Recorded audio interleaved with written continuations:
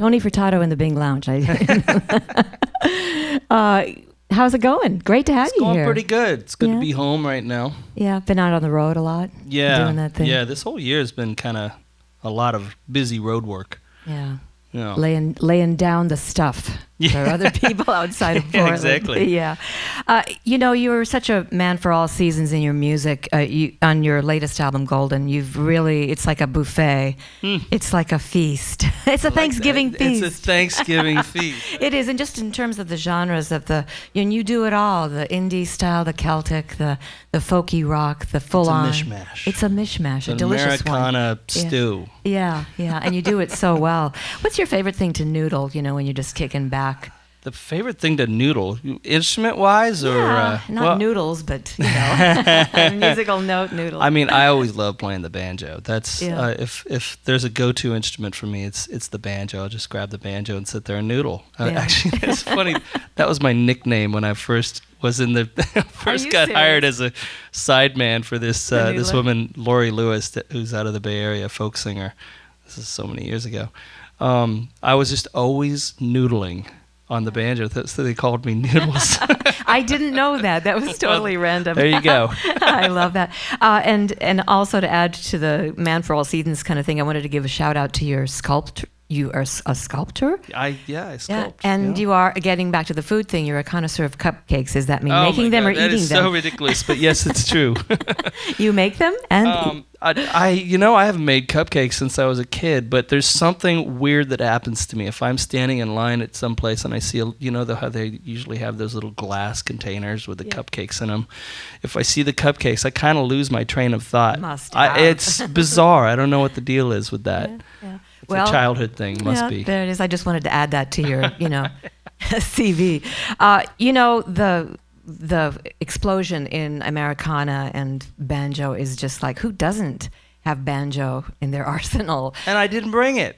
You didn't bring it. That was the one. I can't believe it. Me neither. That's crazy. I'll come back to that in just a second, but you are going to be doing a wonderful show on Friday at Mississippi Studios. Tell me a little bit about that. Well, it's going to be a live video, a live recording and DVD recording. So there'll be a 5-camera shoot going on, and it'll be with my new band, which is a great band. Luke Price on fiddle, Russ Kleiner on drums, Paul Brainerd on steel and trumpet and everything else he plays, and Sam Howard on acoustic bass, and there'll be some other guests sitting in too.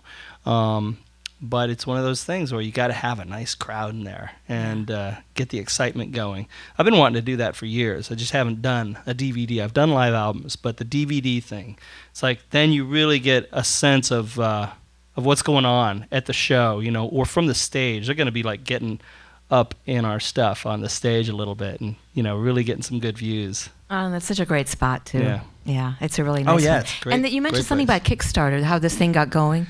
Yeah, it's Kickstarter's it's this online platform for raising funds to make an album. It's kind of one of the new ways to do it, because there's a lot of stuff going on in the music business that's making it tough for everyone all around. So people will pre-buy the album, or they'll, like in my case, I had some of my sculptures available and some house concerts and stuff like that, and cupcake recipe.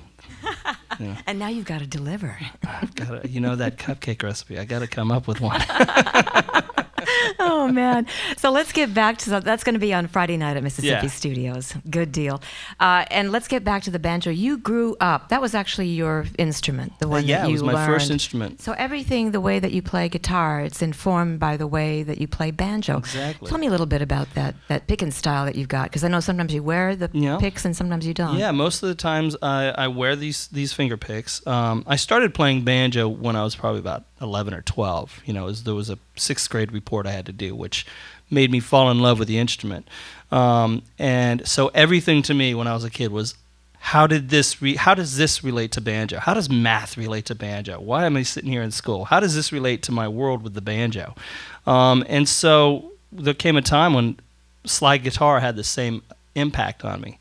And so my playing, the way I play banjo, definitely had a big impact on that. And nowadays also the slide playing informs my banjo playing. But when you play the type of banjo that I do, which is a 5-string banjo, one of the go-to styles for that is bluegrass style, or Scruggs style, where you have 3 fingers going at once. They're all well, not at Scruggs, once, right? but yeah, it's like if I can emulate it on the guitar, it's like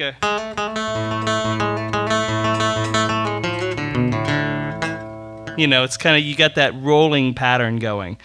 And then a lot of guitar players, when they're playing fingerstyle, like Travis picking or Piedmont blues, you get a lot of the.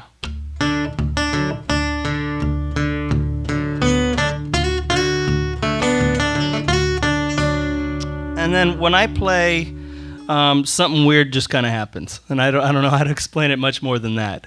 That's just the Tony Furtado thing. My own weird thing. Yeah. Well, it's fun to watch you play. Next time, don't forget your banjo. Okay. I will not forget my banjo. For now, time. It's your wonderful. Is that the Martin right there? It's an old Martin. Yeah. It's a 017 1944. Well, let's get some of that picking going here. Tony Furtado in the Bing.